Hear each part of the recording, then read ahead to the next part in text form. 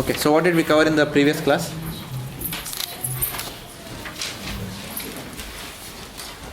We have yoga discussion. We also discussed the procedure for Ashtanga yoga and how it is difficult in Kali Yuga to follow that procedure of Ashtanga yoga. Ashtanga yoga.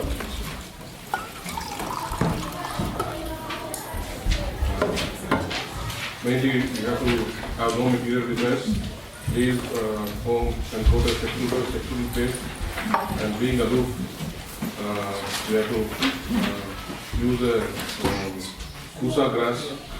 You have to put a deer skin and put a cloth on it, and sit erect with a backbone neck straight, and then meditate. And you also need to be fearless and in a state of pursuit of knowledge. And whereas for a path of bhakti, you can be however fallen you are. And even for family members, there is path of course of bhakti where you can start at any point with no place or circumstance or at any level you can start bhakti level. And your relationship with God is established and you need not worry of not being in a state of relationship with God. Very good, very nice summary. Very nice. Okay, so and what was the essential difference between Ashtanga yoga and Bhakti yoga? What is that which is missing in the Ashtanga yoga component? The aspect of dependence, which is the higher word is what? Surrender, yes. What are the elements of surrender? Anukula is a sankalpa. Then?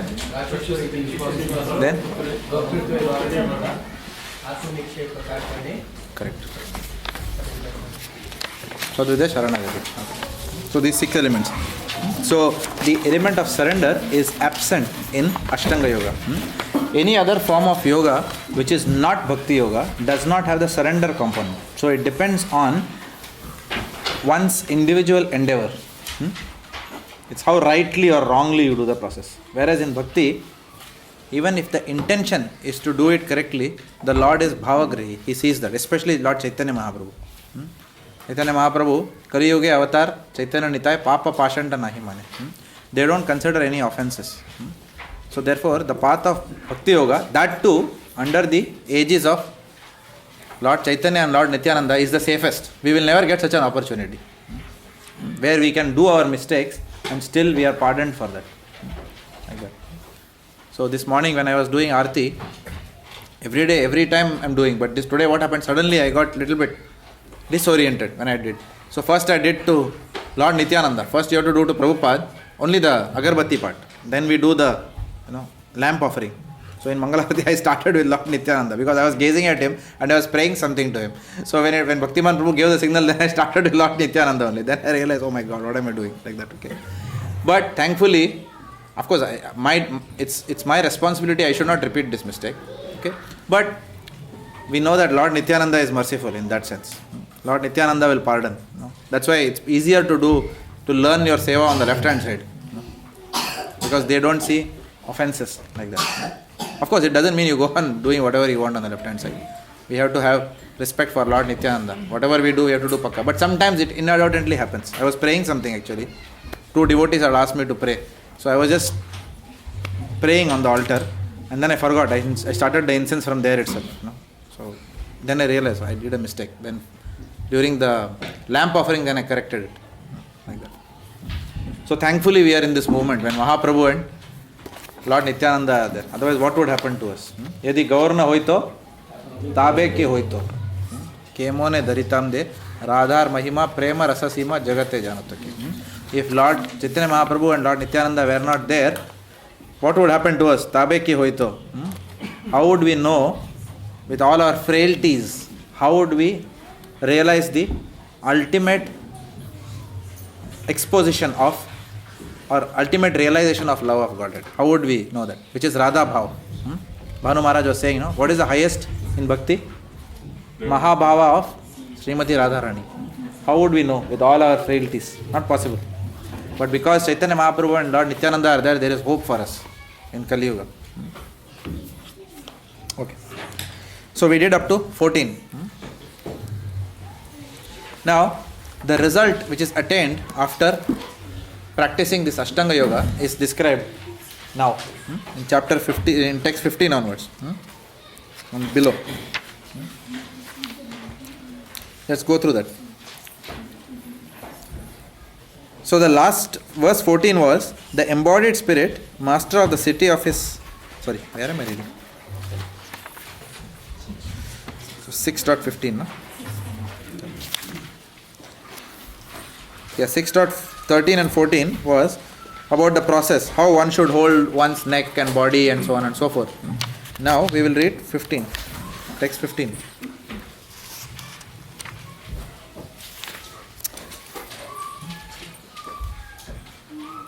So what is the result of practicing Ashtanga Yoga? That is what is mentioned here from verse 15 onwards.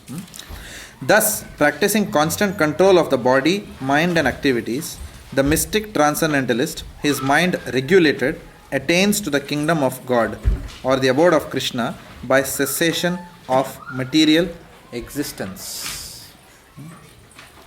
Okay. Mataji, you want to read? Hema Gauri Mataji, you want to read? The ultimate goal in practicing yoga is now clearly explained.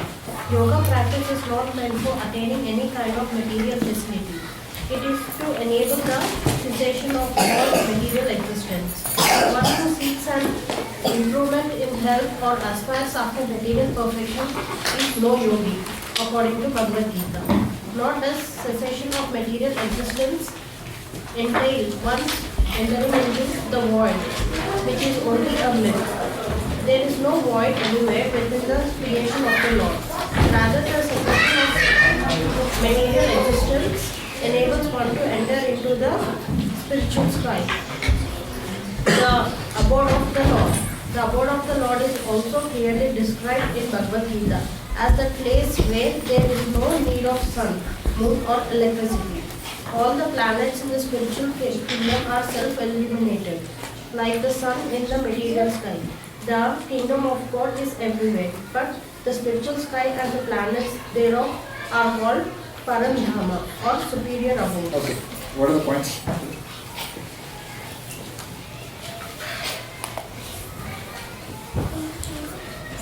One who seeks the Lord in return for health or other benefits is not a yogi. So one of the points. And even Ashtanga Yoga is not for that purpose. It is for reaching the level of abstinence from all sorts of. Sorry, what is it? Ashtanga Yoga objective is also not for attaining any sort of material aspect. It's for actually cessation of material activities. The moment yoga comes in, then there is no question of material desire. Otherwise, the word yoga will not come. Prabhupada also clearly says that there is nothing called void anywhere. Shunyavadi philosophy. Prabhupada was telling about the medical health, but health is, can we ask for health? We can ask for health. We can ask for health. Health to the Lord. It's not a material desire, right? Or the consciousness in which we are. So asking anything for ourselves is a material desire.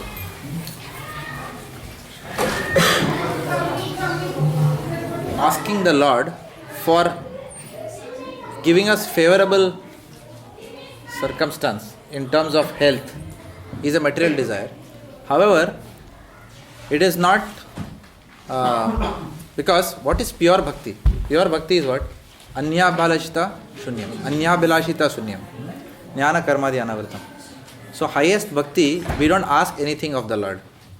As I said earlier in one of the sessions, I was talking about Andal's father, Vishnu Chittar.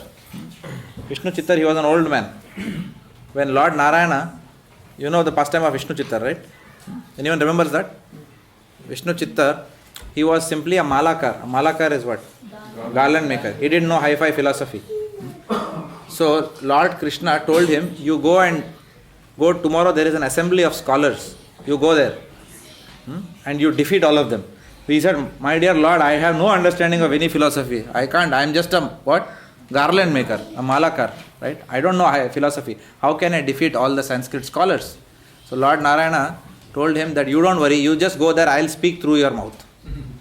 So Vishnu Chittar goes there to that assembly and he starts speaking and poetry starts coming out from his mouth. In few minutes he has finished all the scholars. And the gift which has been kept for the winner actually falls onto his lap. It's not even removed and given to him. It comes exactly to him. So that way the Lord glorifies his devotee. And when Vishnu Chittar is sitting after that, he is given a royal procession through the kingdom. He is an old man. So he is sitting and Lord Narayana comes and all the demigods are come to witness that whole event. The Lord's devotee being glorified. So when he sees the Lord, what do usually people do? When you see Narayana, what do you do? You pay obeisance. Oh, my dear Supreme Personality of Godhead, please accept my Dandavat Pranam. And no, he didn't do anything like that. He went and he raised his hands and he blessed the Lord. That may you live long, my dear Lord. So that is the mood. Okay, it doesn't mean he is arrogant. How dare you bless? You don't know who he is? No, not like that. Because this is not Vaidhi Bhakti. This is spontaneous devotion. In a spontaneous devotion, you can even bless the Lord like that. May you live long, my dear Lord. Like that. He is blessing the Lord. No? Pallandu, what is that? Pallandu in Tamil. So he is blessing like that to the Lord, that may you live long. So the point is, a devotee, highest devotion means that you are not asking anything for yourself. Even in that mood, you are giving benedictions to the Lord in that sense. No? You can see that mood, no? How it is. So, but it is not wrong to go in front of the Lord and say, I want good health, because please give me good health so that I can continue serving you for. So that is not. It is in one sense a material desire, but then because it is dovetailed, it is asked for Krishna consciousness, then it doesn't become material in that sense. So we can go. Like a child goes to the father, one can go. What Lord does not relish is people going to him purely for material things. For example, when the demigods went to the Lord, that, oh Lord, this Vritasur, right? Vritasur is the demon. In the sixth canto of Srimad Bhagavatam, you will find this. Vritasur, the demon, is attacking us. And the demigods go to the Lord time and again for protection against the demons. So that kind of mood, the Lord does not really appreciate. Rather, the demon who was Vritasur, what he was actually a devotee in the garb of a demon, because he had a curse. He was none other than Chitraketu in the past lifetime. So he had a curse. So Vritasur's mood was completely different. He told Indra, I'll tell you how to kill me, you please kill me now. Indra tried his best with this thunderbolt, but nothing worked. He took the thunderbolt and flung it back at Indra. And Indra had no way of killing Vritasur. But Vritasur himself had to educate Indra that you use that weapon and kill me. Why don't you use that weapon? Vishnu has already given you a weapon. You use that weapon and kill me. Like that he's telling. And why he wants to die? He says, so that I can go back and serve the saintly people. I can get rid of this body and serve the saintly people. So see the mood. Even in the body of a demon, he is speaking saintly words. And in that particular pastime, Indra, though being the head of the demigods, is going for a material benediction to the Lord. So the Lord does not relish that. Prabhupada brings out that point in the book. The Lord does not relish this. Sakama is not as attractive to the Lord as Akama. Akama Bhakti attracts the Lord. That's why amongst the 6 characteristics of Bhakti, if you read the Nectar of Devotion, one characteristic is Krishna Akarshini. Krishna Akarshini means what? Pure devotion attracts the Lord. Like that. That is why Radharani is very attractive to Krishna. Krishna is called as Madan Mohan and Radharani is called as Madan Mohan Mohini. Krishna is called Madan Mohan. Why? Because he attracts Cupid. Krishna attracts even Cupid. People are attracted by the power of Cupid to the opposite sex. But Krishna attracts Cupid. But Radharani attracts Krishna. So Krishna is called as Madan Mohan. Radharani is Madan Mohan Mohini. Why Radharani attracts Krishna? Because there is no tinge of material desire in her bhakti. Her whole life is for, her every breath is for Krishna. Instead of asking for ourselves like family members, Yeah, you can ask for any. See, that is why it said, Akama sarva kamava moksha kama udari. Tivrena bhakti yogena yajjeta purusham param. Whether you have material desires or whether you have no material desires or whether you want liberation, under any circumstance, we are always recommended to, advised to go to Krishna. But is it still material? Say, for example, my son or my wife or my friend. If you are praying that my son should become your pure devotee, it's not a material desire. If you are saying, my son should get through the Melbourne High entrance exam, then that is a material desire. It has got nothing to do with devotional life. Correct? So devotees don't pray like that. Devotees always pray that I am doing my efforts to see that my son or daughter becomes an instrument in your movement. For example, for our children's education. Now, if you see, for example, if you see in our temple itself, Gopavarnesh Prabhu is a PhD and he did very creditably in his academics, right? He could have probably pursued a very good career after that, but he left that and joined the Brahmachari ashram after his, was it Monash or Melbourne Uni? Where did he study? Melbourne Uni. You can imagine, no? It's a very fantastic achievement that he had. But when Gopavarnesh Prabhu, or Devamrit Swami, if you like, when Devamrit Maharaj is introduced as, Maharaj is from Yale University, and then whatever he speaks, because people don't, if you just say, here we have brought a pure devotee of Lord Krishna, so people may hear, some people who are very inclined to bhakti, they may say, oh, pure devotee has come. But let's talk about all of us 10-15 years back. If you would have said a pure devotee has come, next door, he's giving a class, would you have come? But someone says, someone from Harvard University, who has studied there has come. Then all those people who have a academic bent of mind, who know what it takes to go to Harvard University, they'll say, oh my God, Harvard University person, okay, let's go and hear. And then that person is talking about bhakti. Then it adds that much more credibility to the masses like that. So the question is that there is nothing wrong in educating our children or setting high standards for them, provided we don't try to derive prestige out of their achievements. Like kind of boasting, oh, my son, is here or there. He got scholarship into this, that, The moment we start doing that, then it has got nothing to do with bhakti. But at the end of the day, we still need to take care of our children's education, right? Because at that age, if they don't engage their senses, either in studies and in devotion or sports or music, then the senses will invariably take control and they'll engage in other activities which are not even good for them spiritually, neither materially, right? So in that sense, then we focus on ensuring that they are doing well in whatever they are taking. But then the devotee does not have an aspiration that my son or daughter must become a great doctor and get a nice BMW car, or a nice 10-bedroom hall kitchen, or buy a house in Turak where we can live comfortably. So this is not the mood. The moment it goes in that direction, then it has got nothing to do with yoga at all. Then it is only sakama. There is no yoga component. So it's the intent with which we do something that is what matters. Prabhu,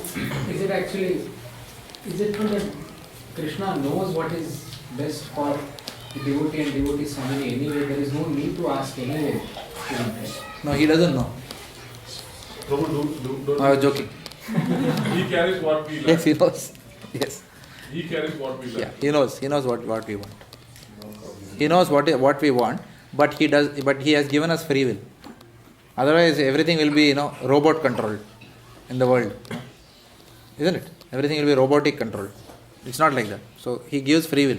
So we can desire. Desire is one thing which he doesn't try to control in a devotee. He gives free will. Okay, if you want to go that way, you go that way. But he may not give the results of that activity. For example, it's quite possible that 5 children may study very hard. One may still not succeed, in academics. Or 5 children may try to play a sport very well, but only one out of that is excelling. Right? So there are 2 things.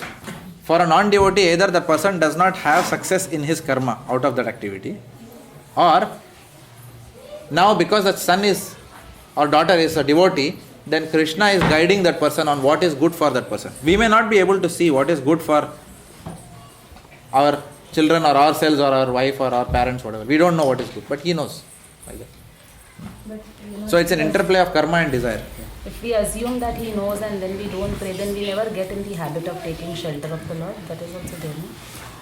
So if we Assume that Krishna anyway knows, so we don't pray to the Lord for anything, that any difficulty that comes in our life, or then we won't get into the habit of taking shelter also of the Lord. No? Correct. Krishna knows, Krishna knows. that is true because you're talking about difficulty. When a difficulty comes, we can go to the Lord.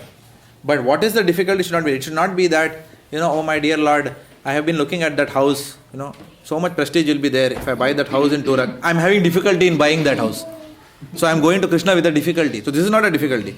Whereas if I say, for example, I'm going to lose my job, for example, and I don't know how to maintain my family, and my devotional life is going to go down, that is a difficulty. Then you go to the Lord and say, oh my dear Lord, look, I want to execute my duties as a householder for which I need a job. That is a difficulty. Or if I have been detected with some deadly disease, for example, and then I don't know what to do, then obviously we will go to the Lord and say.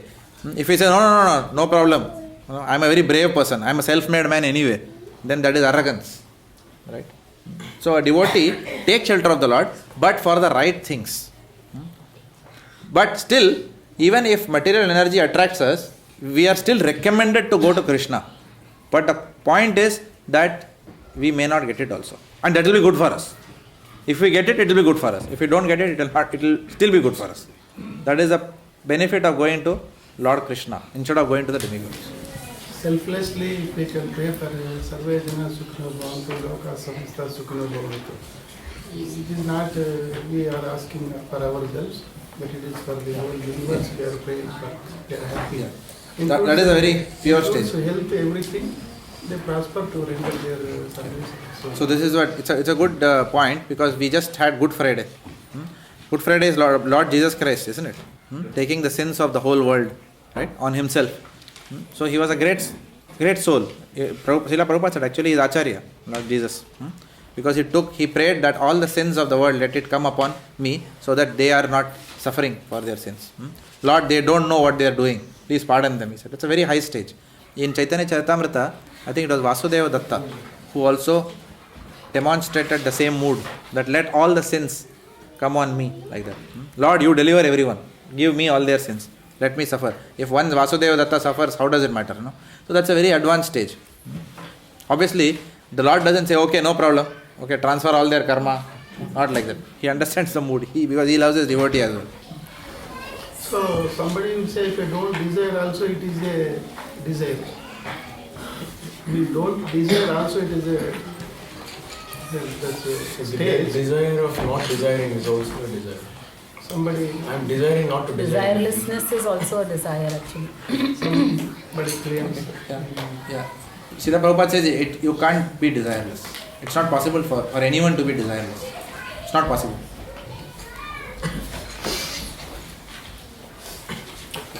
So, in text 15, the key points are what? Neither mystic power nor improvement of health, nor the desire for finishing the individual existence must be the goal of yoga. Because Ashtanga Yoga, people perform with what reasons? What are the deviations one can have in this kind of a meditation? Ashtasiddhis. One may desire mystic powers and get completely sidetracked from the original goal. Because with mystic powers comes pride and prestige. And everyone likes prestige. Everyone likes if others glorify them. Or if they are the center of things. Like that. So that danger is there in Ashtanga Yoga. Once the Ashtanga Yogi gets mystic powers, then he can get sidetracked from the original goal. Some others use a certain component of Ashtanga Yoga in contemporary life. Ashtanga Yoga, one component is what? Asana, right? Pranayam. Some people may do.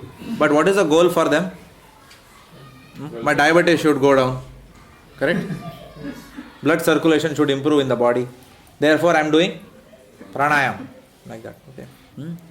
So that is only one component of Ashtanga Yoga, and of which the side benefits are what? A good health. But the reason, the motive, the reason for good health should be what? To have a sound mind, which can then focus on the Lord. For example, if you have to sit on a kusa mat and you have knee problem, joint problem, then you can't do Ashtanga Yoga. Ashtanga Yoga requires lifetime after lifetime. It's a long process. So you better have good health, right? And for that reason, you may have to practice some asanas, practice some breathing techniques, etc. You may have to hold your breath, because our breath is dependent, our lifetime is dependent on the number of breaths. So because Ashtanga Yoga demands a longer duration of sadhana, then one needs to have a long duration of life. So the yogi tries to control his breath, so that then his lifespan increases like that. In calendar time, it increases. Okay. So for that reason. But in modern day, what happens? We are just taking that one component and say, okay, I will live long. So instead of 65, somebody will live till 85. But what is the problem? You may not have any, you may have complete, look, I am very healthy at this age. No sugar, no blood pressure, everything. And then a car will come and hit you. So what is the point? So when you have to leave, then you have to leave. In some other way you will leave. Or an aircraft will go under the water. Right? With all your Ashtanga Yoga and asanas. Correct? So then in Kali Yuga we cannot surmount. We cannot go against the will of providence just by doing some yoga. Right? But it doesn't mean that we should not do yoga. In fact, devotees, I know of serious devotees, they always do yoga and exercise. Like Bhanu Swami Maharaj was coming to our Mill Park Bhakti Vriksha today, but Maharaj went to the gym and from there he came. Now why he is going to the gym? Because he has got an intense desire to serve Srila Prabhupada's mission. And for that he realizes that he needs to have a good body, like that, good health. And therefore he is taking care of his health. So which is actually Bhakti Yoga only. You cannot call that as Ashtanga Yoga. It is Bhakti Yoga. So neither mystic power nor health, improvement of health, nor desire for finishing the individual existence, which we will talk about in verse 18 onwards. We'll keep that point in abeyance right now. We'll talk about it in 18. None of this should be the goal of yoga. The goal of yoga should be entirely to renew our constitutional position. Because once we renew our constitutional position, which is what? Das, dasanudas, then automatically our material existence will diminish. When we renew our constitutional position, we will transgress the three modes of material nature. Sagunan samatityaitan brahma bhuyaya kalpate. All the three modes we will transcend. Now, we have to understand that cessation of material existence does not mean that a devotee does not want to return to the material world. Right? Many times, sometimes we may say in frustration, oh my dear Lord, I'm just fed up. I don't want to come back to this material world. Is samsara sagar mein maine nahi aana hai. I don't want to come back. Like that we can pray in frustration. But cessation of material existence doesn't mean a devotee never wants to return to the material world. In fact, unalloyed devotion means what? Swarga apavarga narakesha api tulya pradarshanam. That means whether you are putting me in heaven or hell, under any situation, what is more important for me is that I am in the association of your devotees and I am in your service all the time. So that is actually Uttama Bhakti. It is not just finishing material existence. Like that.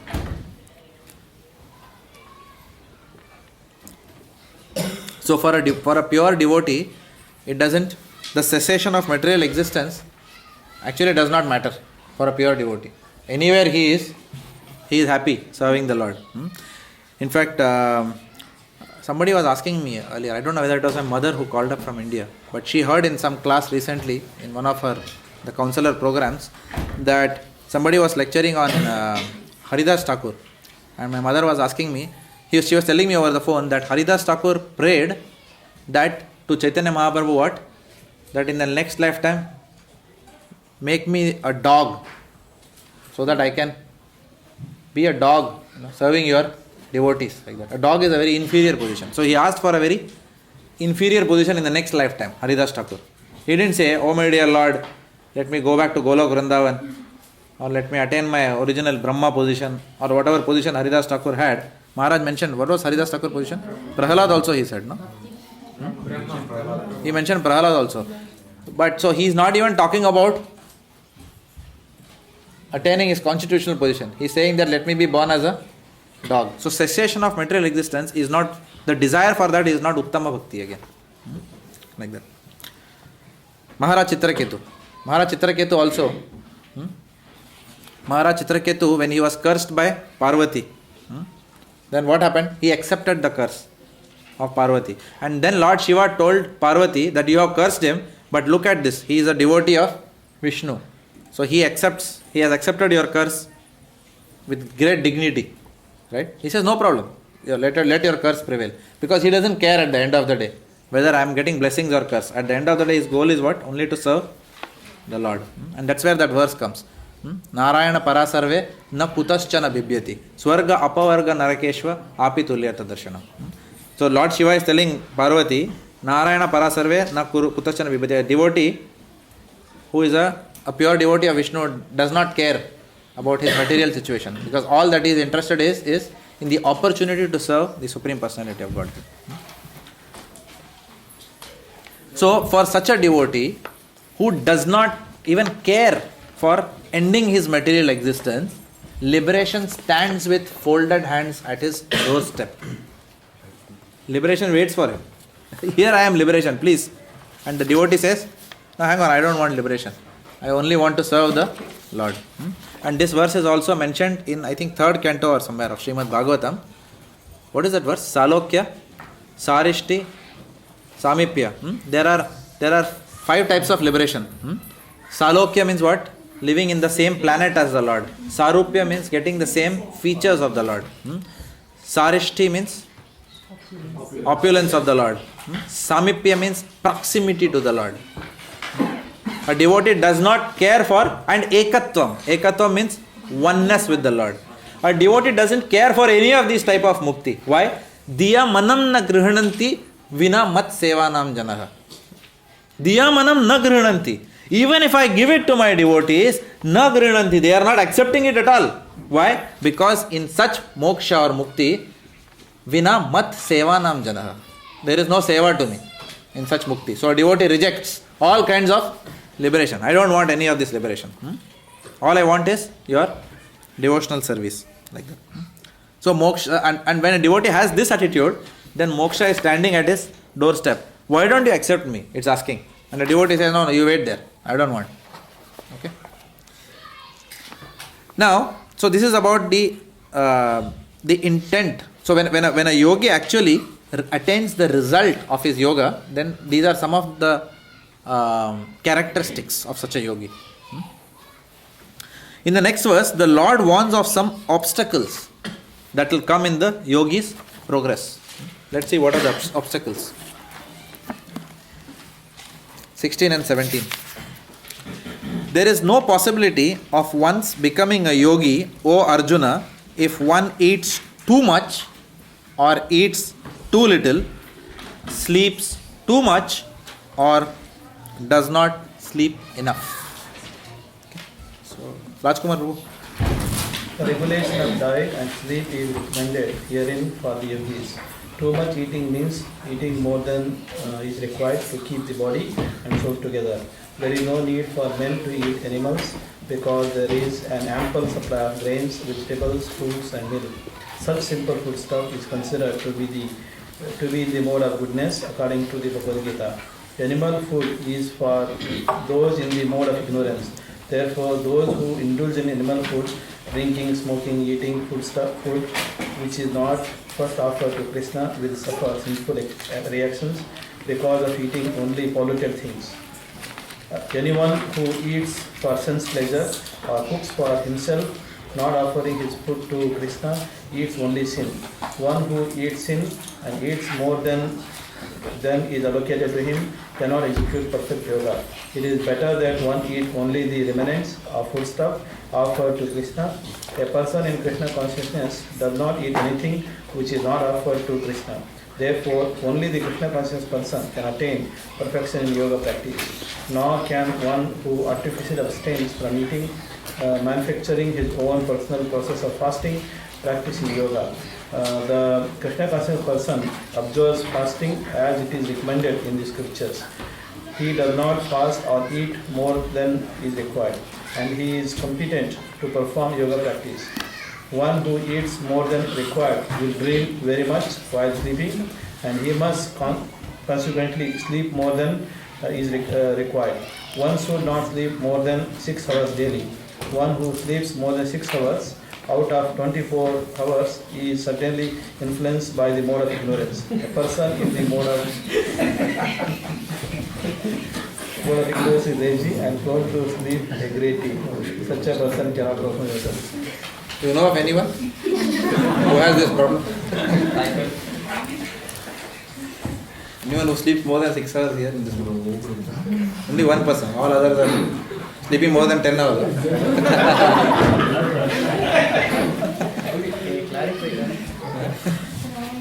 Okay. So what are the points here? One should not sleep more than 6 hours.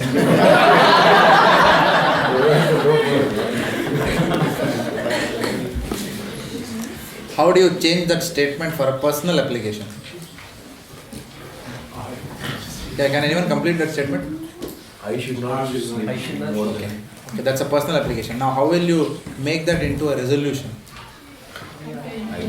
I will not sleep. I will go to. One should not sleep more than 6 hours. I should not sleep more than 6 hours. I will not sleep more than 6 hours. And I will not sleep more than 6 hours from. We are not asking anyone to take a resolution. But when we are talking about personal application, the sentence should never start with one. One should not.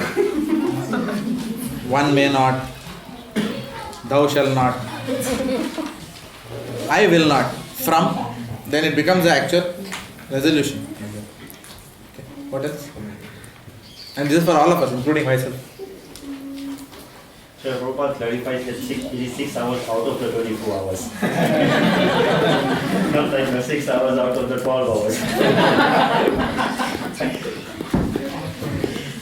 It is more than necessary. What else? It's a printing mistake. Food should be offered to Average 6 hours or? Average 6 hours or? Sometimes you can sleep less than 6 hours also. Okay, the afternoon. regulation is required in yoga. Yeah. So that is the point. The key point is what? That's for Ashtanga Yoga, bro. For Ashtanga Yoga. Yeah. Yes. Devotee can sleep more. No, I don't know. We are in Jnana Yoga. That's what it is. Context is Probably doesn't have context. Context. Anything else? So, I have a question, Guruji.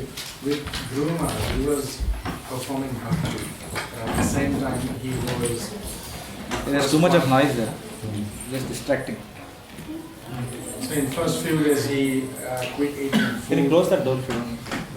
There's too much noise. I'm not able to concentrate. Sorry, Dhruva Maharaj, when he was performing his Bhakti, in the first few days, he stopped eating food and then stopped drinking water. And then in the end, he stopped breathing so much so the whole universe could not breathe because he stopped the airflow. So was he performing Bhakti or was he performing the yoga? Because,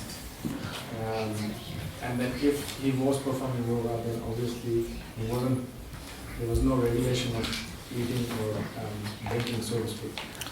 Yeah. So, the simple answer is that Dhruva Maharaj was performing Sakama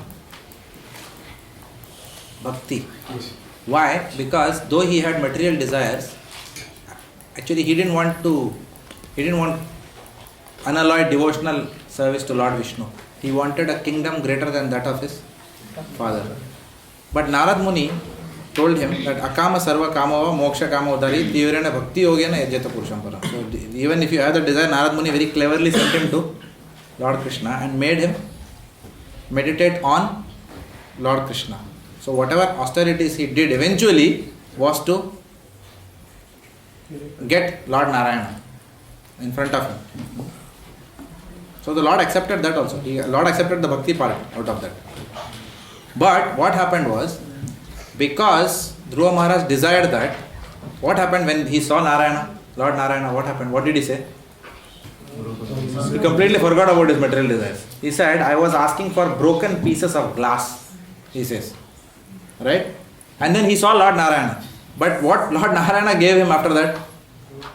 he gave him the pole star planet, the Dhruva Loka.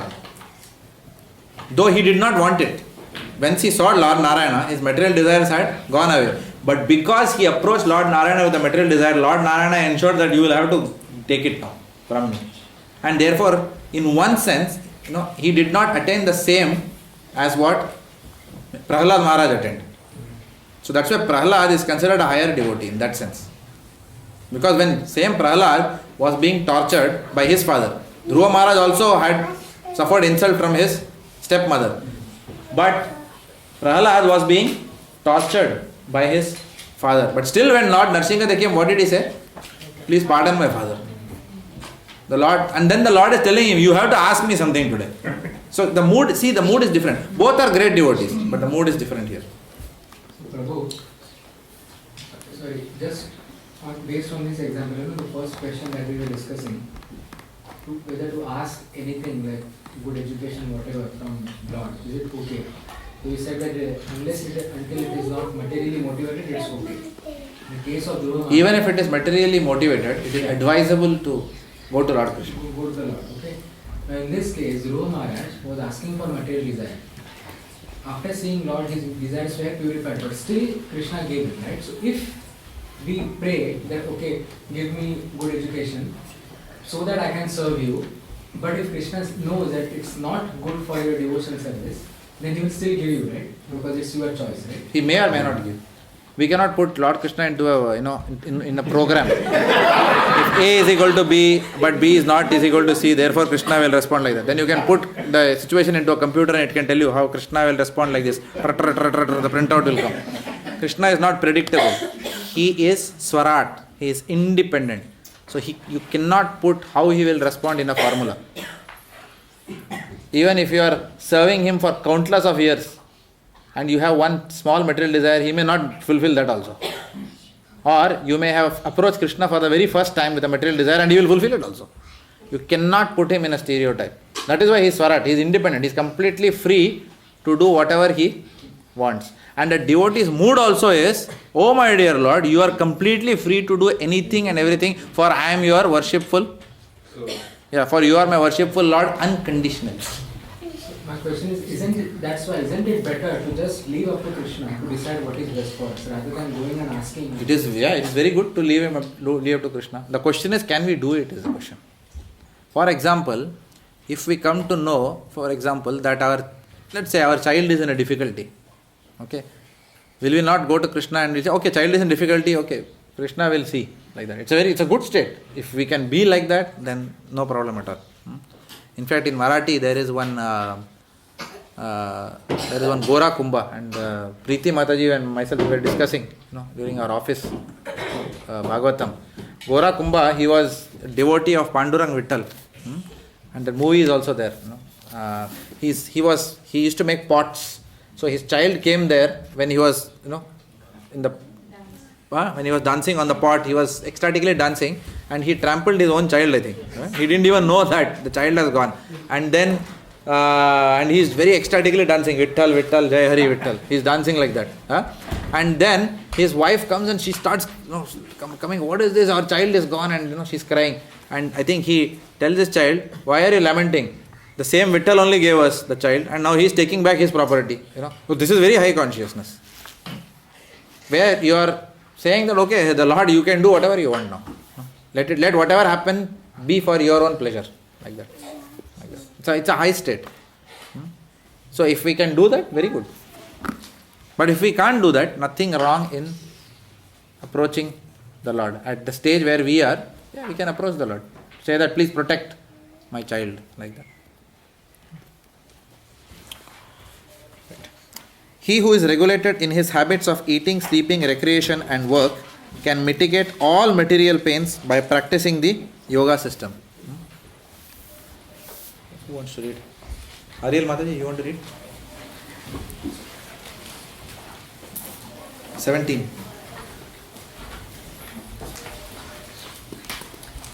Extravagance in the matter of eating, sleeping, defending, and mating, the demands of the body, can block advancement in the practice of yoga. As far as eating is concerned, it can be regulated only when one is practiced to take and accept prasadam, sanctified food. Lord Krishna is offered, according to Bhagavad Gita 9:26, vegetables, flowers, fruits, grains, milk, etc. In this way, a person in Krishna consciousness becomes automatically trained to not accept food not meant for human consumption, or not in the category of goodness. As far as sleeping is concerned, a Krishna conscious person is always alert in the discharge of his duties in Krishna consciousness, and therefore any unnecessary time spent sleeping is considered a great loss. Avyartha Kalatana. A Krishna conscious person cannot bear to pass a minute of his life without being engaged in the service of the Lord. Therefore his sleeping is kept to a minimum. His ideal in this respect is Sri Rupa Goswami, who is always engaged in the service of Krishna and who could not sleep more than 2 hours a day, and sometimes not even that. Thakur Haridas would not even accept prasadam, nor even sleep for a moment without first finishing his daily routine of chanting with his beads 300,000 names. As far as work is concerned, the Krishna conscious person does not do anything which is not connected with Krishna's interest, and thus his work is always regulated and is untainted by sense gratification. Since there is no question of sense gratification, there is no material leisure for a person in Krishna consciousness, and because he is regulated in all his work, speech, sleep, wakefulness, and all other bodily activities, there is no material leisure for him. What is the second last line, Bhagavad Prabhu? So, Can you read the second last line? and because he is regulated in all his work, speech, sleep. No, second last line. Since there is no Since there is no question of sense gratification, there is no material leisure for a person in Krishna consciousness. Because he is.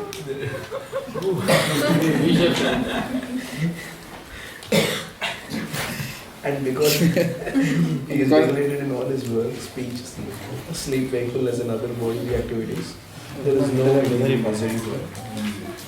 So it's a pretty heavy statement. There is no material leisure for a routine. It's not that I want to take a break. Go out here and there for 5 days and 4 days. For a devotee, there is no break. I was telling Aditya this morning only. He was saying that I need a break or something like that. For something he was asking us. And I told him, for a devotee, there is no break. There is no break from chanting. You can't say that I need a break from chanting or devotional activity. But even devotees go out for leisure. Yeah. Chanting. Itta Vairagya. No, I was just joking. So yeah, devotees can go out. Devotees can have relaxation. There is nothing wrong in visiting some places for a change, as long as that doesn't we don't compromise our spiritual life.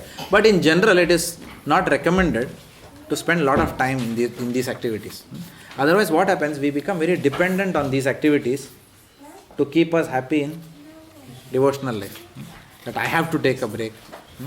Oh, it's 4 months since I know one lady in my office. Every other month she has to take a break. Once in 2 months some break is there. I have to go. She's got a lot of money she has made. And she has to go. One day I asked her, what are you going to do? Oh, I'm going to just have my massage, she's saying. Okay. Then I asked next day, where are you going to go? Oh, me and my husband, we are planning to go to Hawaii. And third time I asked, where you are going? Oh, we are going to some other island, somewhere. Okay. Yes. So Malaysia, somewhere, or Bangkok. Every 2 months, addicted. Too much money. Too much addiction to recreation. Too much desire for sightseeing. Go to this place, that place, etc. Even myself and Yamuna Lila were also like that before. Less me. Okay. I am more like, I like to sit at home only during a holiday. Just even before devotional life. But some people have. Some people have a desire to go out like that and see many places like that. So it happens. Now, of course, in Krishna consciousness, that desire slowly gets purified. And the same desire is now dovetailed to go to holy dhams. Even now, in fact, that desire of hers is helping us in devotional life. Because now she is the one who initiates. Let's go to Mayapur Yatra. Even if I say, no, not this year. Only last year we went to Vrindavan. We have to go for 14 days austerity, like that. So she said, no, we have to go, like that. So that same desire now is channelized in Bhakti. The earlier same desire made us visit Las Vegas, Bollywood, No, not Bollywood. What is that? Hollywood. In fact, I have a Hollywood T-shirt. You know that? Sometimes I wear it in winter. Actually, I purchased it in Hollywood, opposite Kodak Theatre. When we went to Beverly Hills. And I wanted to see where is Arnold Schwarzenegger's house. That was my desire in life. And we went to Las Vegas, and the entire strip, we visited. She went on the most dangerous rides in the world, which is on top of one stratosphere or something, in Las Vegas. So we did all those things. Then went to Grand Canyon twice, like that. But so that desire, sometimes what can happen if you try to fulfill those desires, it can become an addiction. But the same person, when we became devotees, that same desire now is channeled to go to Vrindavan, Mayapur, Jagannath Puri, like that. But same enthusiasm is there. So it's just a question of dovetailing those desires in Krishna consciousness. That's all. Of course, occasionally we can go to lakes entrance also. There is nothing wrong. Occasionally we can do that. But it should not happen that all these picnics and to just get out for a few days becomes a habit such that we can't live without it. At the end of the day, one must still be able to develop one's consciousness that we are completely happy and satisfied doing bhakti. There is no need of anything external outside of bhakti to keep us happy. We must strive to, that is for myself also. Just because I am sitting here doesn't mean I have reached that stage. It is for all of us. That should be our endeavor, to derive maximum out of bhakti. Because sometimes what can happen is, because our sadhana may be weak, our chanting may be weak, though we are doing everything, or because of offenses to devotees, though we are investing a lot of time and energy in bhakti, but that bhakti is not giving us its full potential. It's not unraveling its full potency to us because of our offenses. Therefore, we are not deriving full happiness out of that. Therefore, that delta happiness which we are missing, we still try to seek out in many other ways. So therefore, if we want to correct these material desires of ours, the root is what? Attentively chanting the holy names of the Lord and avoiding offenses to Vaishnavas. In fact, this morning I was talking to some devotees. So at least for me, 3 problems which devotees struggle with, even in grihastha life, in householder life. We may not eat meat, we may not take intoxication, we may not seek sensual pleasure outside of marriage, we may not gamble. These things are relatively easy for devotees to follow. Mostly every devotee is comfortable with this. Where devotees, especially grihasthas, will struggle, not only grihasthas, others also, is inattentive chanting. We will always struggle with this. These are the difficult things to overcome. Tendency to blaspheme devotees. Very difficult to overcome this. And sex within marriage. To overcome that will be very difficult. Because the fire and the cotton are together. So these 3 things, even householders who are very fixed up devotees will also struggle with these 3 things. So in our life, our whole, if we can address these 3 issues, becoming a ideal grihastha is not far away. These 3 issues. Attentive chanting, then not blaspheming devotees, and abstaining from physical relationship within the institution of marriage. It's a very high standard, but if we don't get there, then that will inhibit our spiritual realization. So, in these 2 verses, which is 16 and 17, the moot point is that regulation is essential in spiritual life. We have to be regulated. Gurujan Prabhu writes that regulation provides peacefulness and a fit body conducive for spiritual life. Eating and sleeping specifically have to be regulated. Because the mouth, the belly and the genitals and the brain, they are all in one line. So what we put here affects this also and down also. Correct? Because they are all in one straight line. So regulation in eating and sleeping is essential. I'll just complete and come to your question. So some of the practical aspects of regulation, for especially it's true for anyone, but I'm specifically talking because bulk of the people here are householders, and some of you who are not householders may become householders in future. Have dinner early.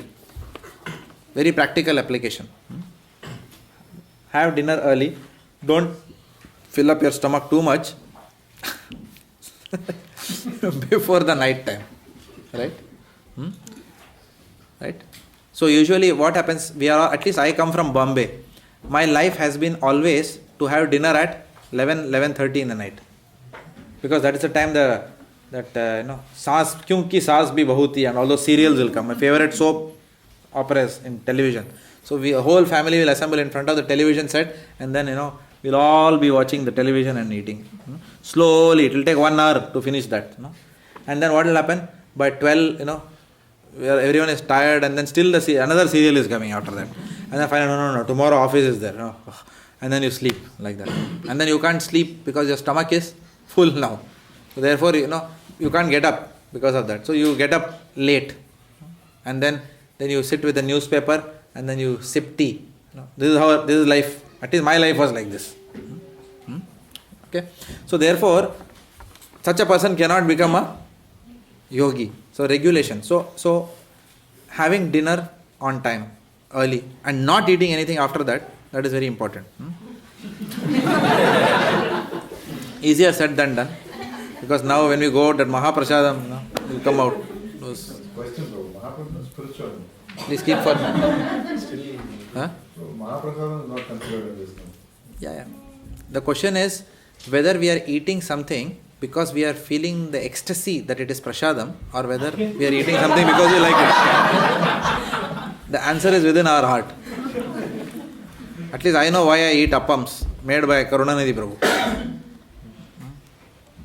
And then when Yamuna Lila chastises me, I tell her it's Mahaprasadam. It must be honored. Then she says, why don't you take broccoli salad also then? Then I said, oh, okay. I'll give you broccoli salad, she's saying. Mahaprasadam only. Why you are not taking that? So then I get my answer. Why I am eating that? Like that. Or sometimes I eat bread prepared by specific people. They are smiling. Okay. The desire is not only for prasadam, but because I like that bread. I like to indulge in that. Okay. So anyway, Vaishnav Charan Prabhu gave me this tip many years back. A simple tip it was. Because Vaishnav Charan Prabhu used to attend Bhakti Vaibhav. Because we started with Keshav Prabhu in 2005. So he used to come initial days. So that time I told him, Prabhu, how do you manage to go for Mangalarti? He said, I don't eat anything after 7:30, he said. And I said, what? And for me it was news. And then from that day, Yamuna Lila and I, from the very next day, our dinner time was 7:30. Of course, sometimes it goes late because some guests come and blah, blah, blah, blah. But usually it happens like that. 7:30, 8, done. Okay. Then, not only have dinner early, but also have a light dinner. It doesn't mean because we are having dinner early, that means we can just, So the scriptures say that 1/2 of the food 1/2 of the stomach must be only for food. 1/4 must be for water, and 1/4 must be for air. So then it is regulated. So one must eat only half stomach. That's what it is said. How do you measure, Prabhu? Huh? You will come to know. You will come to know. It's very simple. It's very simple. For example, for me, I am pizza. Okay. Let's say she because sometimes she makes Friday is the day in my house. When she makes special for Aditya, like that, okay? And I don't know really whether it's for Aditya or whether I indulge more. It's a different thing. But the intention is for Aditya.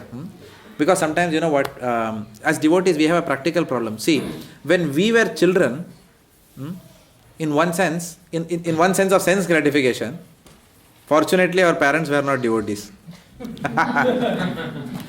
So, I have freaked out when I was young.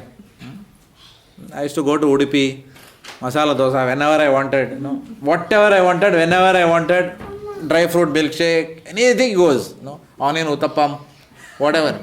What to speak of certain other things also, which I will not tell. There are so many things which we have eaten and had for our sense gratification. So it was not very difficult. Suppose you want to eat pani puri, oh no problem, below the building that fellow is there on the cart, pani puri wala, or Ghatkopar Dabeli. I was mad after that, Ghatkopar Dabeli. Mataji is from Ghatkopar. No, you are from Ghatkopar. चौपट है नहीं आपका अच्छा जीना माता जी घाटकोपर से. So Dabeli, Dabeli was one of my favorites. Now, if you want to go, that Bhaiya is there downstairs. You can just go and indulge, right? But for Aditya, I have got strict standards. So sometimes, I feel, oh my God, the poor fellow, right from childhood, no onion, no garlic, only prasadam, right? And in fact, last week also I was a bit over strict when he started eating chips, the Pringles chips. That's the only thing we buy from outside.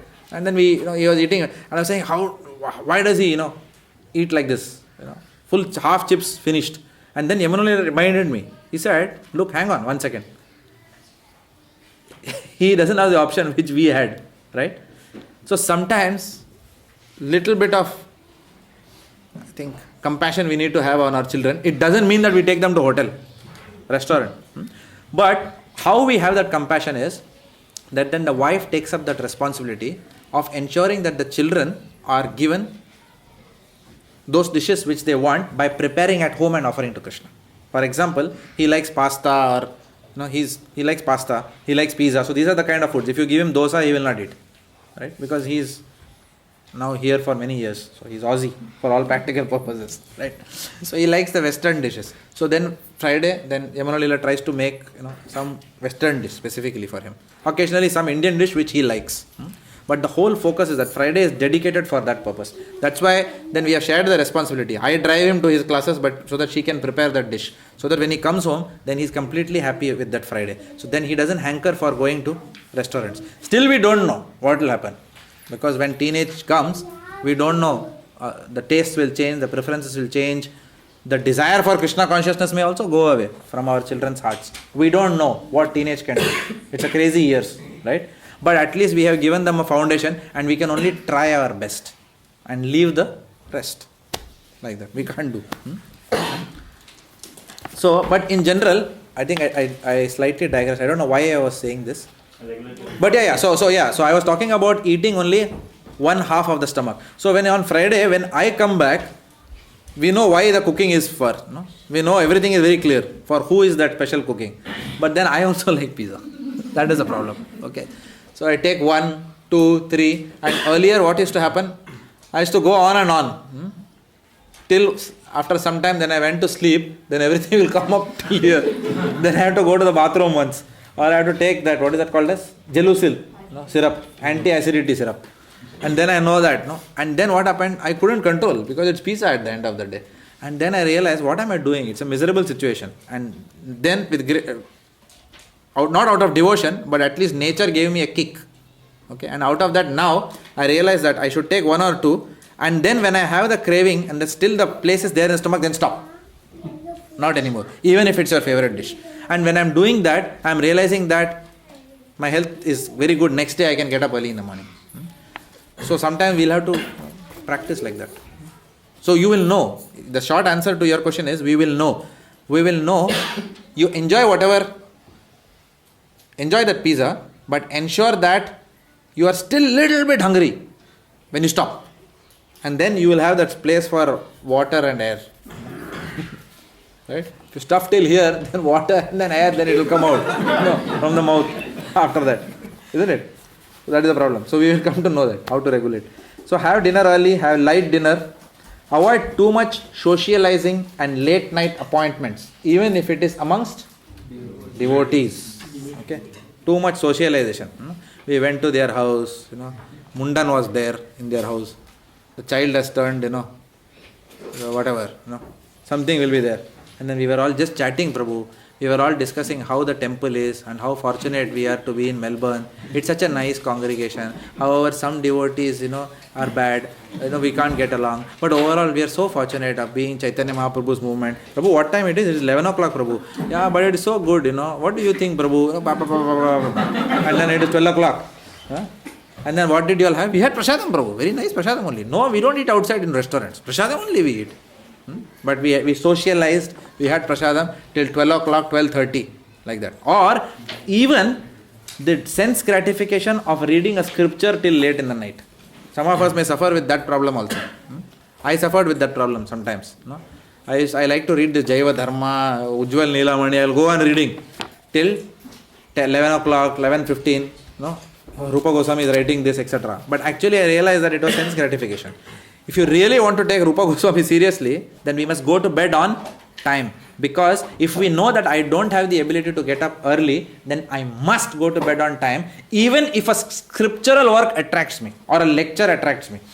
Still I must go to bed on time, 10:30. Otherwise what is happening is that I am reading Rupa Goswami for my sense gratification, but I have no desire to follow what Rupa Goswami is telling in that book.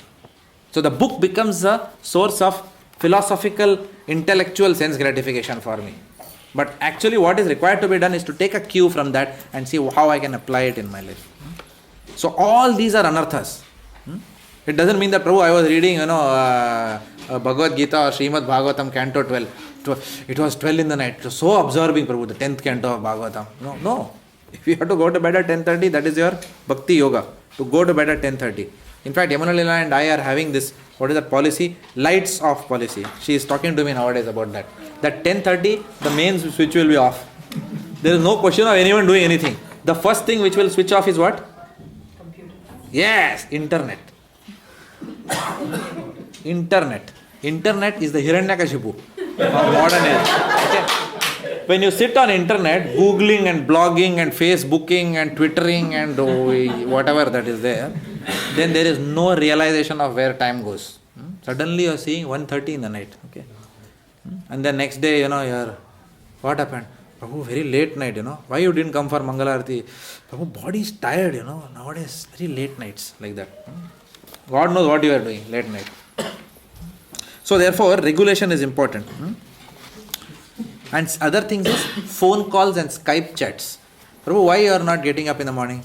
Prabhu, yesterday my parents are so far away, I was Skype chatting with them after 12 o'clock. Like that. So that is also another type of sense gratification, which means we are not even making a plan to progress in our spiritual life. Where is the question of yoga? When there is no yam and niyam, there is no question of progress in spiritual life. So we have to really do the basics of Krishna consciousness right. We don't need to do anything great in Krishna consciousness. We have to do the basics right. And whatever needed to do the basics right, if we make a timetable for that, then the timetable is the scripture. That is that Bhakti Yoga.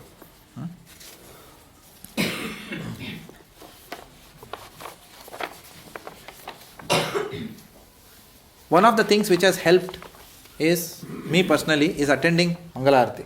It has helped. All of you know that I had this big problem in my life. I couldn't do this for nuts. But thankfully, by my spiritual master's mercy and Anirudh Prabhu's mercy, then after we received this Brahman Diksha, then somehow this habit has come of regularly coming for Mangalarati. And the good part about Mangalarati is that then I have a specific service.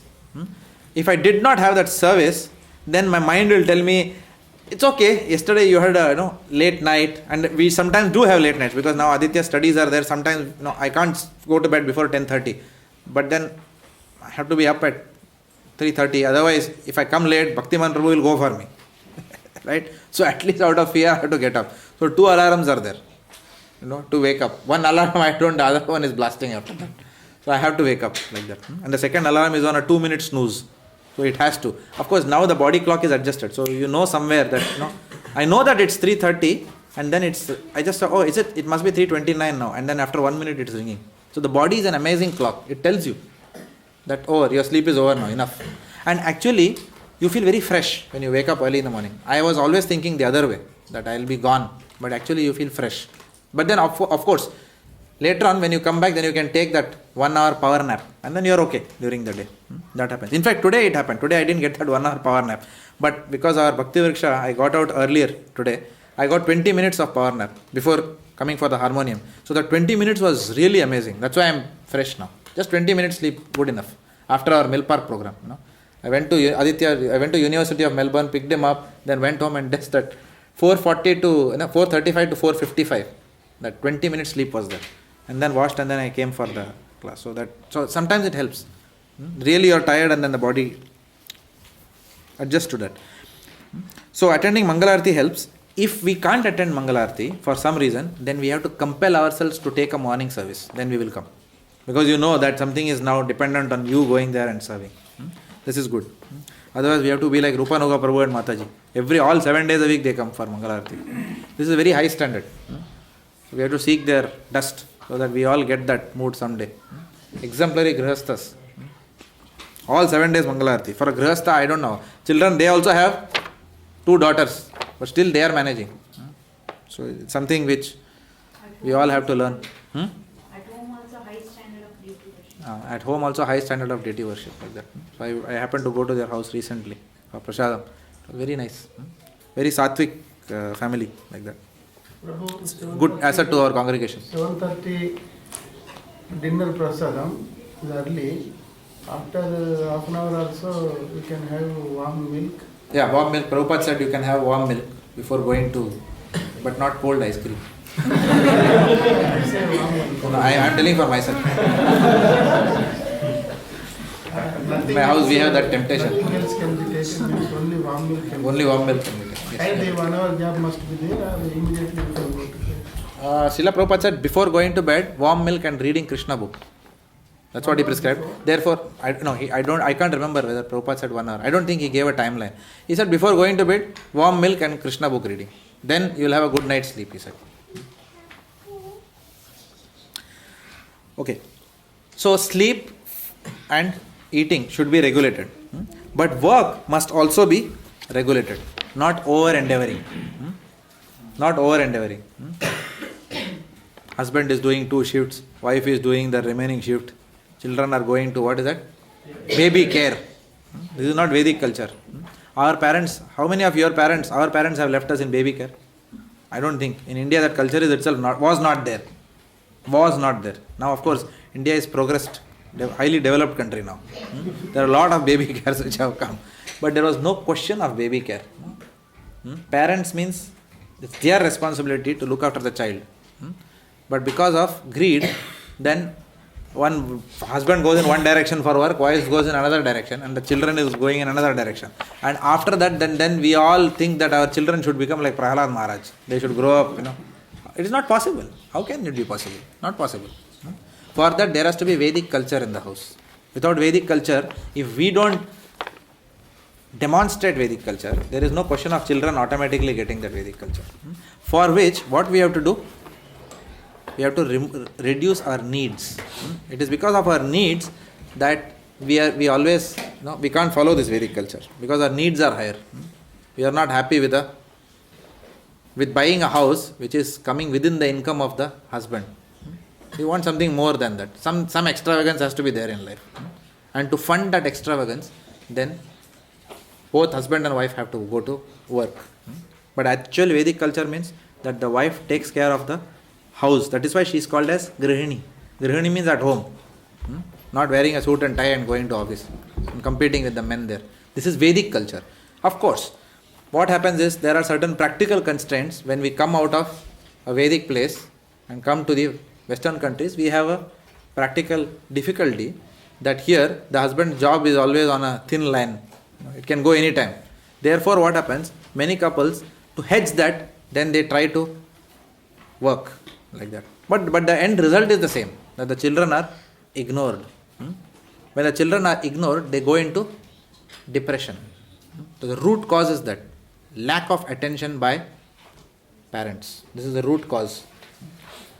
Even by giving a lot of attention in Kali Yuga, anyway the children are disturbed. They have too many things, distractions. So if we don't even do this, it's going to be only worse. Then with all the money in the world, then we will not still be satisfied because we have lost the opportunity to bring up our child in Vedic, under the shelter of the scriptures, like that. So therefore, over-endeavoring, the work also should be regulated, for which we have to simplify our lives. In fact, Govind Prabhu always mentions, one has to live in induced poverty. Even if you have money, still you must, not that we wear Dolce and Gabbana and, or what is that, Abercrombie and Fitch t-shirts. For the children will only, some children almost look like they are come out of a branded house, Yeah. Always brand. Some branded t-shirt and branded, everything will be branded only, like that, from head to toe. Now this is what we are trying to fund. We are trying to fund sense gratification. That's all. It doesn't mean that we have to, our children's dhoti should be torn and, they should look like beggars. It doesn't mean like that. But too much chasing, after brands, it becomes an obsession. And we call it as Yukta Vairagya after that. We may call it like that. No, after all, our devotees only, no. Like that. Not like that. Simplify. Speech must also be regulated. Vacho vegam, manasa krodha vegam. Jivha vegam, udara upashta vegam. Jivha vegam. Speech must be regulated. Not yapper cock. You know what's a yapper cock, no? Yap. Like that. Going on talking useless things. Like that. So speech must be regulated.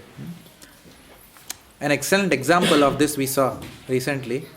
His Holiness Bhaktivedanta Swami Maharaj. How measured he was in what he talks. Like that. Even Bhanu Swami. How measured Maharaj in talking. He'll answer a question, immediately he'll become grave. Again, another question, he'll answer, he'll laugh, again he'll become grave. Not that he's going on laughing. Isn't it? So therefore everything is controlled, very restricted. No frivolous conversation. So all this is required for being a successful yogi. Now, in summary of whatever is discussed, there is a comparison which my godbrother, I forgot his name, Gaurang Priya Prabhu. Yeah? Gaurang Priya Prabhu, who is a disciple of Radhanath Swami, he has made some nice notes. I am sure most of you are referring to those. So he has made a table where he has compared Ashtanga Yoga and Krishna Consciousness. The parameters, the criteria, there are 11 parameters of comparing Ashtanga Yoga with Krishna Consciousness. The first one is the principle. In principle, Ashtanga Yoga is constantly engaging the body, mind and the self in relationship with the Supreme. And what about Krishna Consciousness? Again, the goal is constantly engaging the body, mind and self in relation to the Supreme. So there is a commonality in principle between Ashtanga Yoga and Krishna Consciousness. Okay. In principle. The goal may be different, but in principle it's the same. Then relationship with the Supreme. Ashtanga Yoga, impersonalists and yogis are partially, imperfectly and indirectly Krishna conscious. Why? Because their goal is the localized feature of the absolute truth, which is the Paramatma. Whereas devotee is fully Krishna conscious. Perfect and direct relationship with Supreme. Direct relationship with Supreme.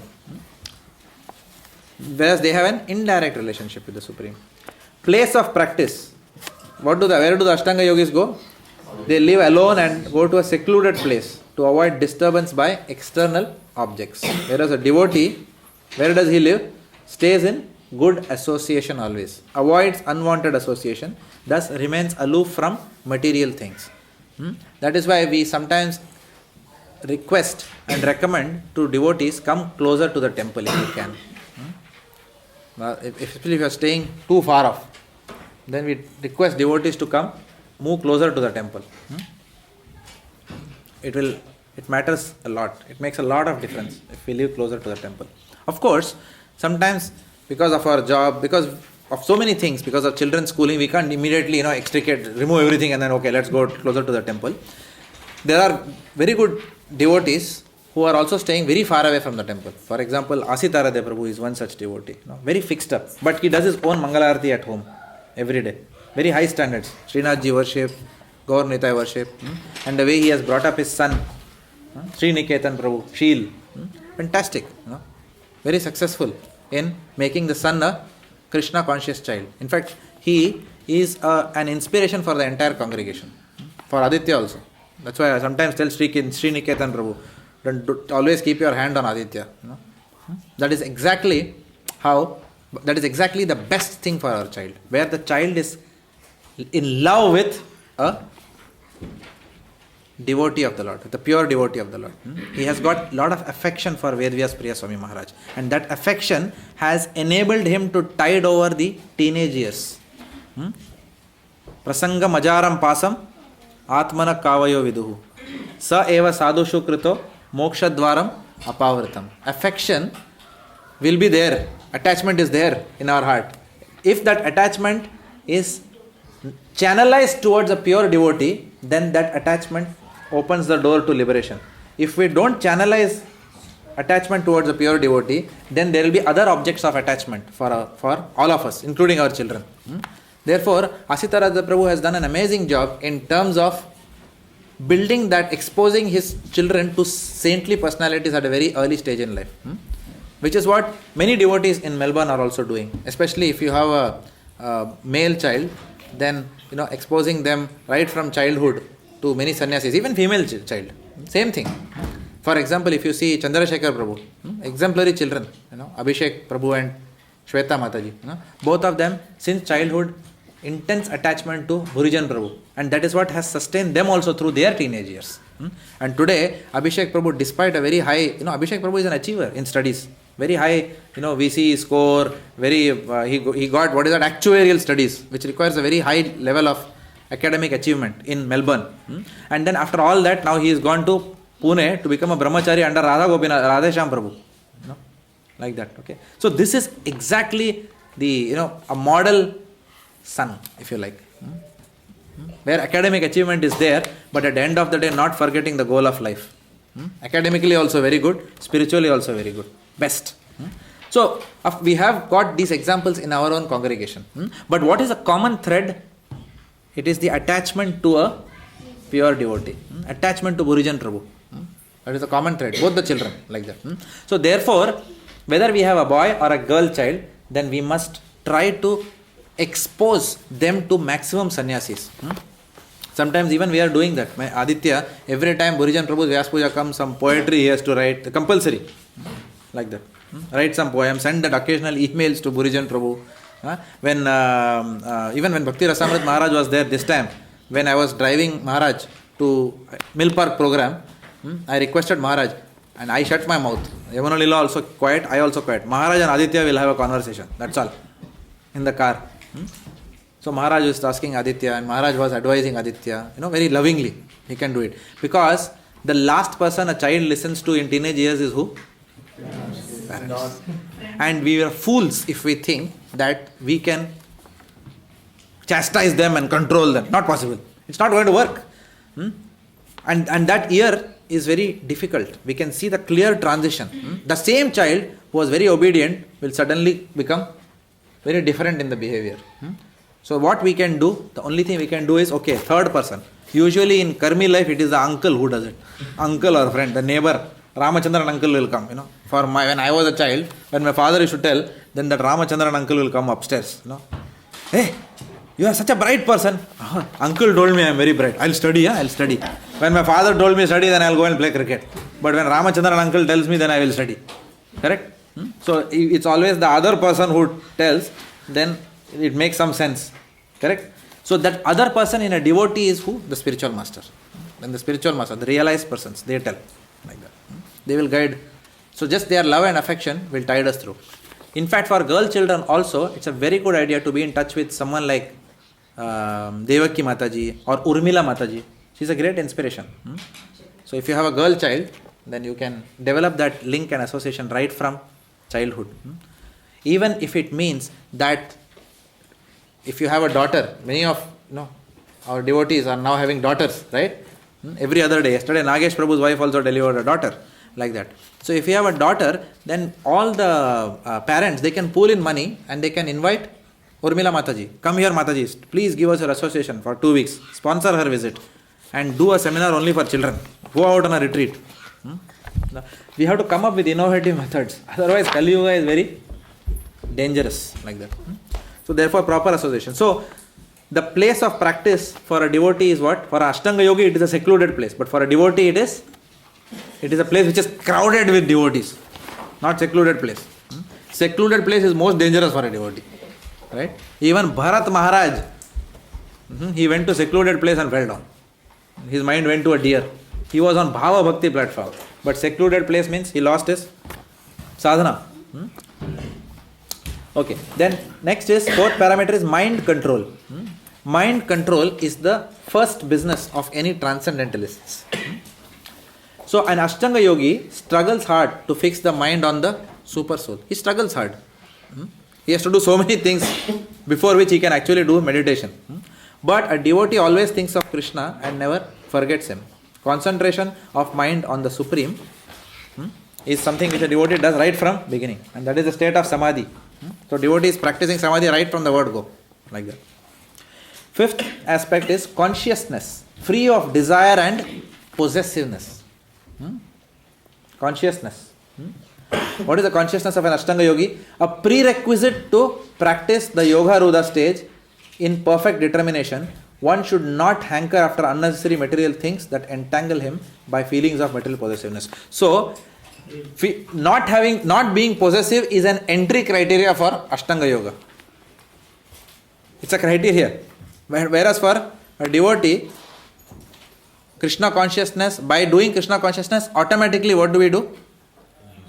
We lose. Vairagya comes automatically. What is the verse?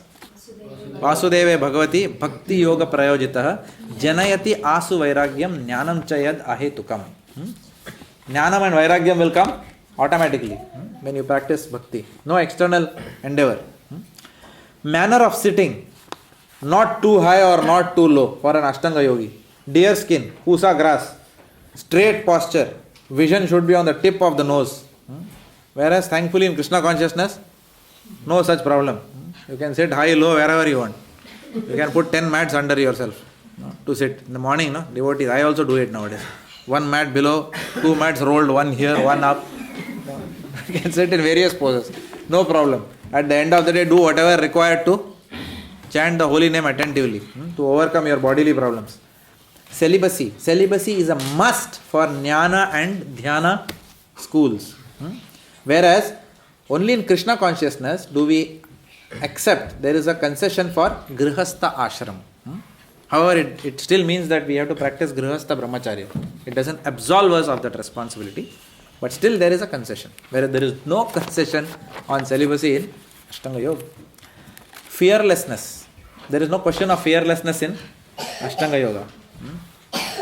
Whereas full Krishna consciousness is the basis of fearlessness in Krishna consciousness. There is no basis of fearlessness for an Ashtanga yogi. He has to be fearless, that's all. Otherwise, how can you go to a forest and sit on a kusa mat? Right? You have to be fearless to do that, correct? Especially in the night time. It should not happen night time. You take the last train and come back to Melbourne. Because there are some wild noises in the forest. Right? Object of meditation. What is object of meditation for an Ashtanga yogi?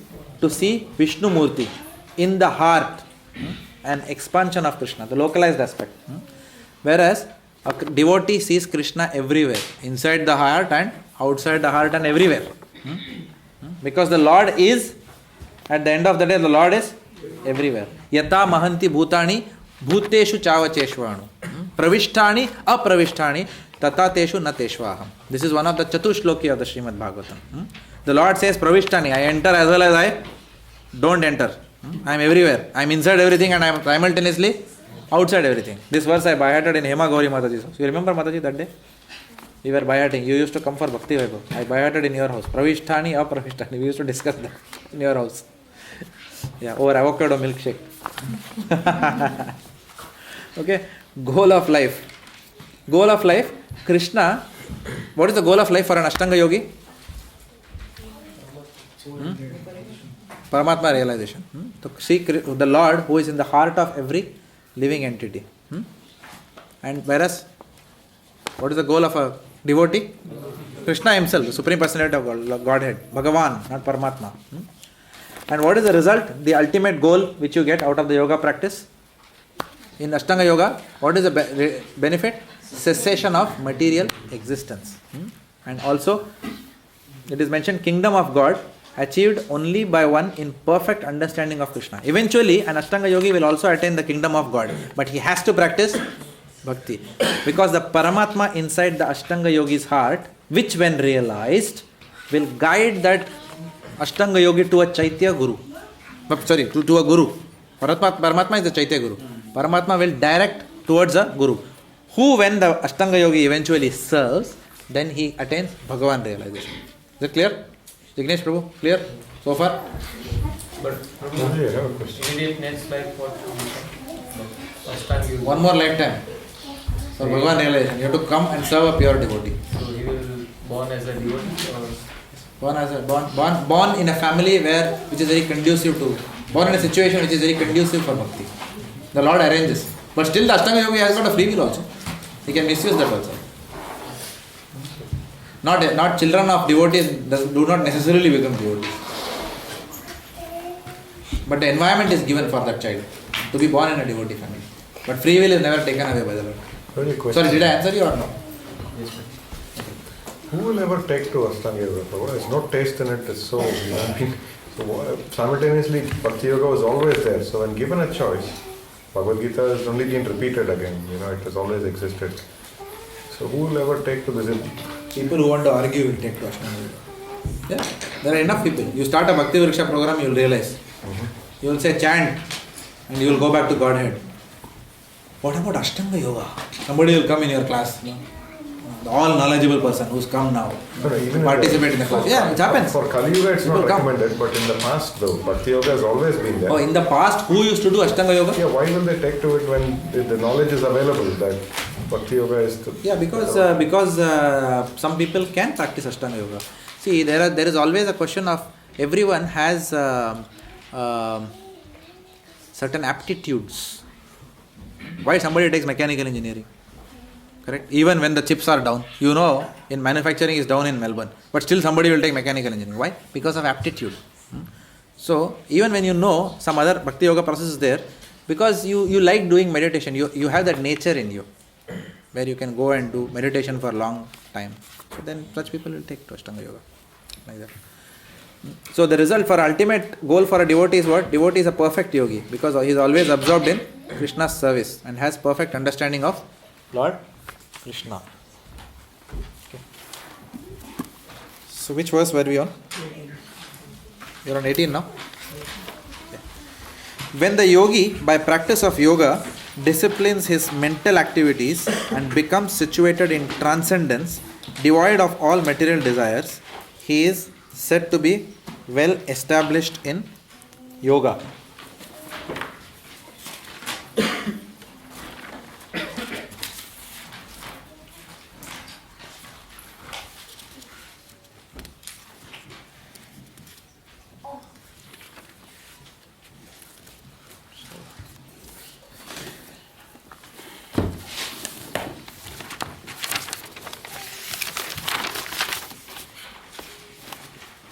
Did I read 18 just now? I read 18. When the yogi, by practice of yoga, disciplines his mental activities and becomes situated in transcendence, devoid of all material desires, he is said to be well established in yoga. So, Srila Prabhupada writes that criteria for perfection of yoga, 3 things. One is, all mental activities must be disciplined. Mental discipline must be there in yoga. Not only physical discipline, mental discipline. Dhyayato Vishayan Pumsam. When the mind contemplates on the objects of the senses, what develops from there? Attachment. And then when the attachment comes from that, what comes? Lust. If lust is not fulfilled, what comes? And if anger, what happens? Bewilderment of the senses. Loss of memory. Big problem. So therefore, mental activities must be disciplined. Not to contemplate on those things too much which are not favorable for bhakti. Not to even contemplate on those things if it's not favorable. Situated in transcendence. The second criteria for perfection of a yoga. Situated in transcendence.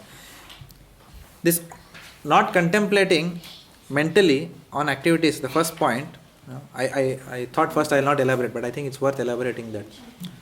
See, we are in a country which is very different from what we have seen in India. I don't know how India is now, but I still don't think it is, this bad in that sense. Here, there is everything is done very openly here in this country. Okay. In India, at least you will not generally find that a man and woman is are indiscriminate in their behavior, in a public transport or whatever, or in the street, even sometimes I seen when you see some of the couples who come from there, generally you will not find them, like going like this on the road and whatever. The couple will still be walking together, but not too much, like that, not too intimate, and because somewhere that is there it's coming down, like that. But what happens is, when you come to a very free country, and when all these things are happening all around you, you enter a tram, you can't avoid it. It's just happening right next to you. Now you're standing in a tram and it just, a couple is behaving very intimately. And what happens? Immediately the mind takes a camera of that. Snap! It takes. And then what happens? At some weak moment, the mind will start processing that. And then that leads to a desire. And then what happens? The householder vow is now broken. So therefore, it's very difficult in Kali Yuga. Therefore, all mental activities must also be disciplined. Not to contemplate, even if your mind has taken a photograph of something that you have seen. Not to contemplate on that too much. Just engage the mind immediately in something else. Take a book and read Chaitanya Charitamrita, or do something. See a drama, a devotional drama. So we have to have a lot of things in the house to immediately change our attention. Otherwise, the mind is very tricky, like that. So all mental activities must be disciplined. This is a criteria for perfection of yoga. Situated in transcendence and free of all material desires. 3 criteria. For an Ashtanga yogi whose mind is undisturbed and who is situated in the self, such a person is called as a yukta. And a devotee attains this yukta by transcendentally engaging the senses in the Lord's service. And that process is called as archanam. So that is the essence of this purport. You can read it offline. Prabhupada is talking about the process of archanam, which is one of the Navavidha Bhakti processes. Shravanam, Kirtanam, Vishnu Smaranam, Archanam, Vandanam. So Archanam is one of the 9 processes. Atma Nimedanam, so many things are there. Dasyam, like that. Sakhyam. So Archanam is one. And then Prabhupada talks about the example of Maharaj Ambarish, I think, in this purport. Yeah? How Maharaj Ambarish engaged all his senses he engaged his tongue in tasting the Lord's remnants, he engaged his eyes in seeing the form of the Lord, and he engaged his hands in doing devotional service. So this process is called as Archanam. So the point is, Srila Prabhupada is trying to drive the point that a Krishna conscious person controls his senses by engaging the senses in the service of Krishna, not by artificial self-abnegation or self-denial. Right? To be able to then do a meditation by which you will realize Paramatma. Does it make sense? That's the gist. And that's why Prabhupada is very aptly bringing in the Maharaj Ambarish context here. Like that.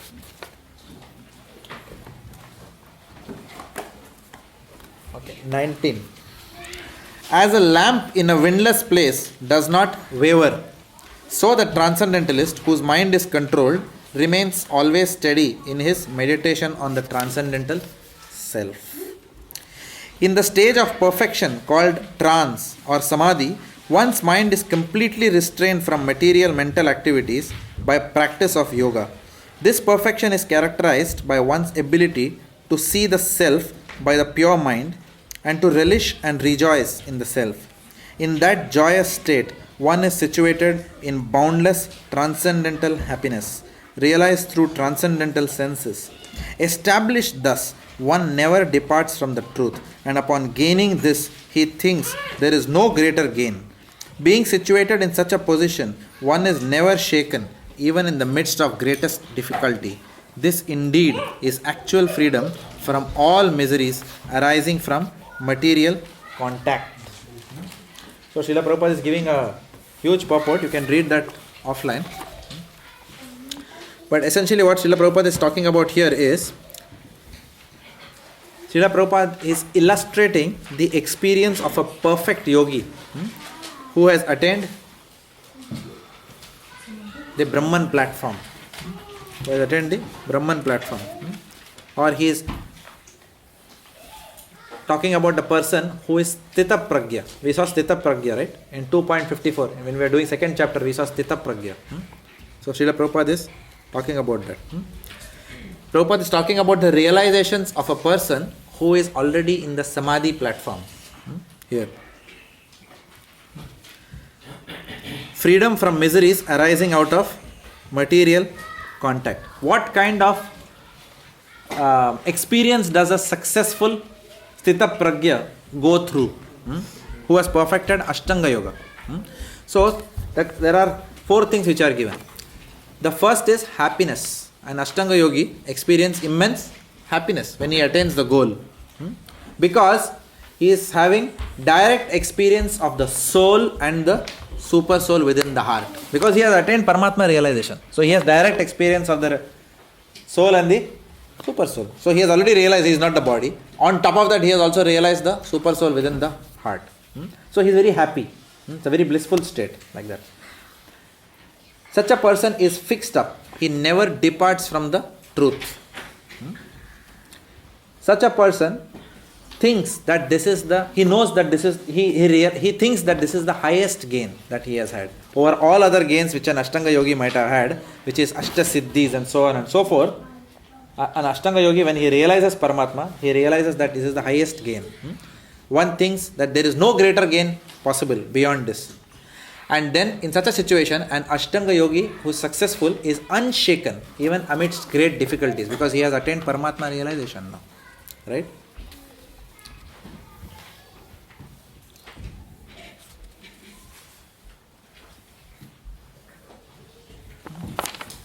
So, Srila Prabhupada gives a very important point in this purport. Srila Prabhupada says that the source of yoga, all this Ashtanga Yoga, who is the source? Patanjali. Patanjali is the original exponent of, not exponent I would say, he is the origin of yoga, Ashtanga Yoga. Patanjali. That's why we call it as the Patanjali Sutras, from where all the tenets of Ashtanga Yoga are derived. So Prabhupada writes that the source of all yoga is Patanjali. However, what happens in modern day, bogus people have misinterpreted the Patanjali's instructions. And now they are saying that the goal of Ashtanga Yoga is that one will realize that you are Bhagavan. Right? Paramatma is you only.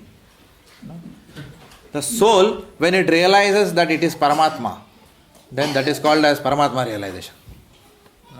The soul, actual practice what? The soul and Paramatma are different. Achintya bheda abhed. Simultaneous oneness and difference. Qualitatively one, but quantitatively different. The soul is not Paramatma. The soul is Jivatma. And the Lord's localized aspect is Paramatma. So Prabhupada is warning us in this purport that there is misinterpretation by the monists. Monists means what? Shunyavadis. Yeah. They say that everything is ultimately one. So, Prabhupada says that one must not deny the individuality of Atma as well as Paramatma. So just because the yogi is going through this stage doesn't mean he has become Paramatma. It just means he has realized the Paramatma within his heart. He has realized the localized aspect of the Lord. So that is the key point that is coming out. So please read this purport very carefully. It's a very important. It's important for your even from your examination point of view.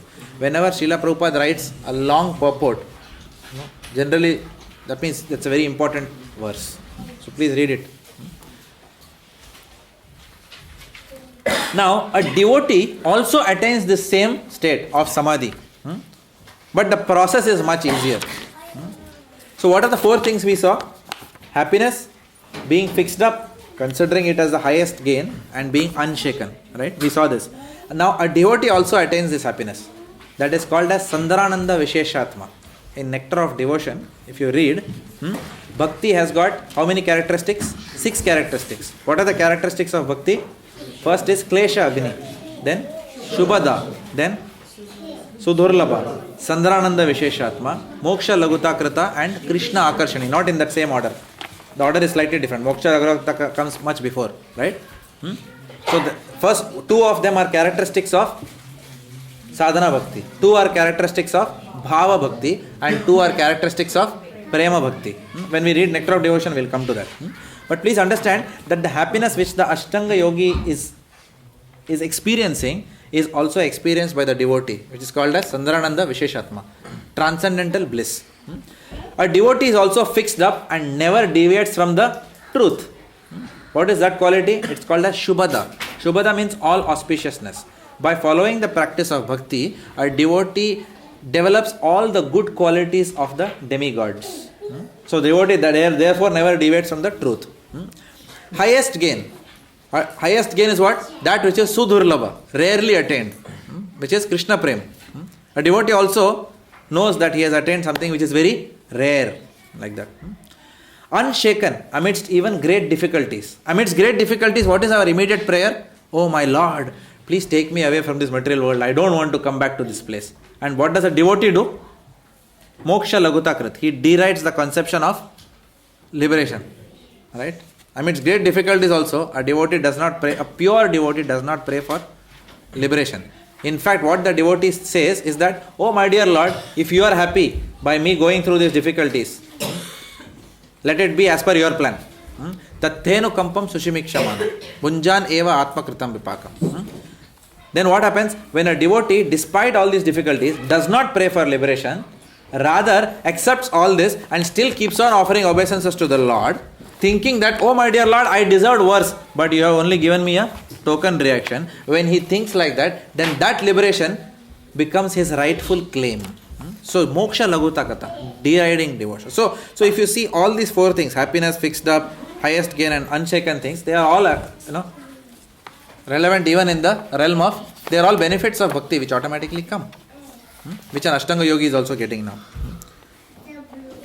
In the next verses, especially 24 and 25, Lord Krishna will prescribe the methods to attain this advanced stage, which is the Yoga Rudha stage. We will see it in the next class. Okay. Any questions or comments from today's? Question, or maybe question, how do we understand that we've been put through a difficult situation, but then we're not in a position to say that, thank you Lord, if you are happy, you are okay. So do we feel that if we haven't I can't hear his question. If we haven't got that strength to withstand that situation, can we understand that we are not yet there? So if we are not praying like that, then yes, so we understand that our faith has not fully developed in the Lord.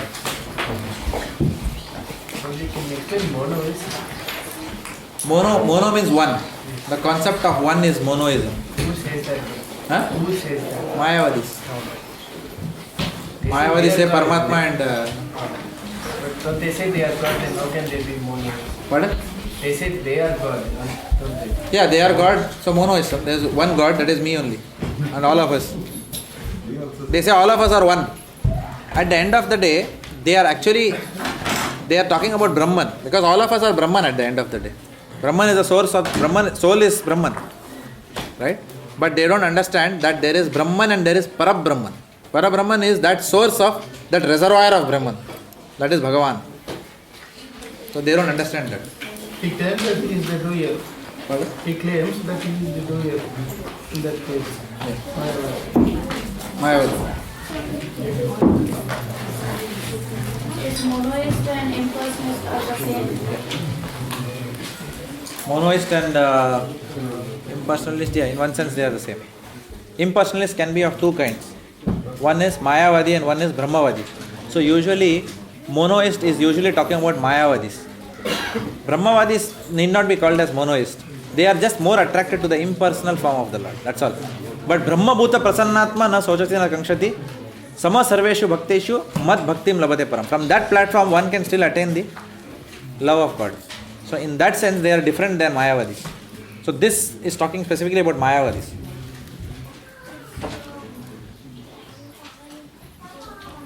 Tired? Srila Prabhupada ki? Yeah.